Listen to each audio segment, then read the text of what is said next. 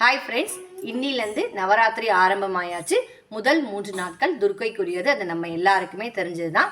இந்த 3 நாட்களும் துக்க நிவாரண அஷ்டகம், ராகுகால துர்க்கை அம்மன் பாடல்கள் இதெல்லாம் பாடி அம்பாளை வழிபாடு செய்யலாம். இந்த வருஷம் எங்களுக்கு பண்டிகை கிடையாது, அதனால கலசம் வச்சு கொலு படிக்கட்டு அமைச்சு நாங்கள் பூஜை பண்ணக்கூடாது. என்னால் முடிஞ்ச சிம்பிளான நவராத்திரி பூஜையை நான் பண்ணுறேன். இன்னைக்கு எங்காத்த அம்பாளுக்கு ரோஜா பூவால் அலங்காரம் பண்ணியிருக்கேன். வாங்க.